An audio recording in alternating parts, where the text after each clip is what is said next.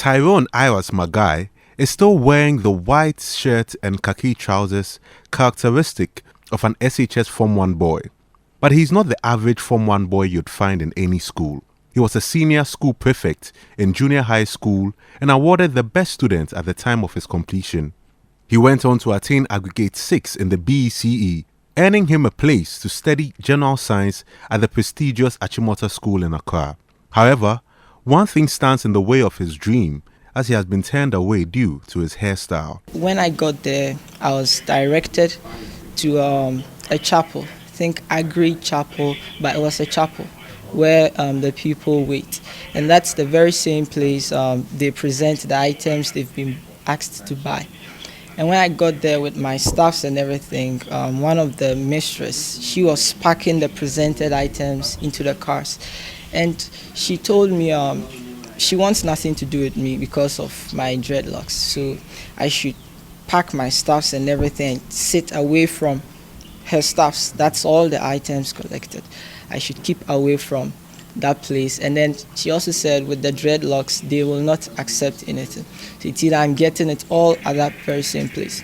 It's either I'm getting it off and coming to Achimota, or that's it. But Achimota will no way accept it. Getting the first choice, Achimota was one of the very schools I've always wanted to school at. And so I was expecting they would just accept. But then thinking of bringing in the hair problem and telling me because of your hair, we quit, we push aside academics and everything and just focus on the dread first. I was really bit shocked and surprised. His father, Terry, says he is scandalized by the actions of the school. He says he was told to cut his son's hair or find another school for him. They said the headmistress was at a meeting, so they directed us to the assistant headmaster. And he wasn't in, so we waited a couple of minutes. When he came, we went to see him, and his response was, no, it's against the school's rules. If he has dreadlocks, he better go scrape it, or we should look for other school. You know, you can't judge somebody with their heads and reject them, you know. But they should consider such things and take it serious, you know, and make choices, take students by their caliber, what they can. Or at least they could have accepted him and check if it's a rude boy or he's not somebody who is going to, have bad influence on other kids. At least they should give a chance. For Terry Magai and 17-year-old Tyrone, being asked to get a haircut is an abomination, an affront to the Rastafari religion. Central to their beliefs is the promotion of African culture. This means that Rastafarians emphasize what they call living naturally, adhering to specific dietary requirements and wearing their hair in dreadlocks. Fellow Rastafarian Raswad in Krabia also had his son turned away on Thursday at the same school for wearing dreadlocks. No, I wasn't expecting that, because in this day and age, one would not expect that kind of thing. Furthermore, what does his dreadlocks have to do with him studying and achieving whatever he needs to achieve in the school? You know, this is we are in a time now, this is an information age where information is all over the place.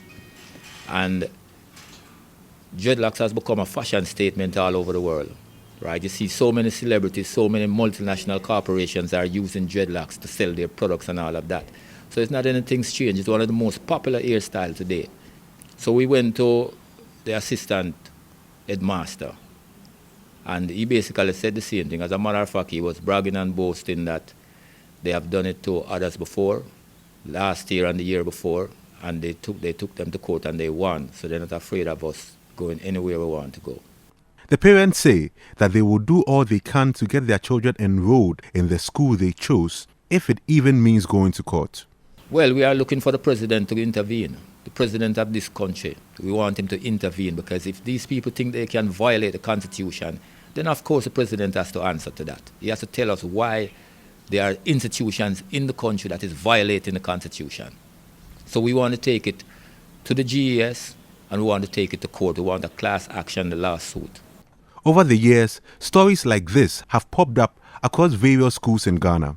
In 2017, a parent seeking admission for his ward at the Accra Girls Senior High School was also denied because she had dreadlocks. Tyrone, who now faces a similar fate, says he will join his siblings in another school if push comes to shove. Maybe I would go to St. John's with my sisters because I have two of my sisters and my very best friend, Manasseh. He's also there. So I was considering then changing to St. John's. It's still worth it because the school is no good as the students. Yeah, when we take Achimota and we eliminate all the students out, it's just a building.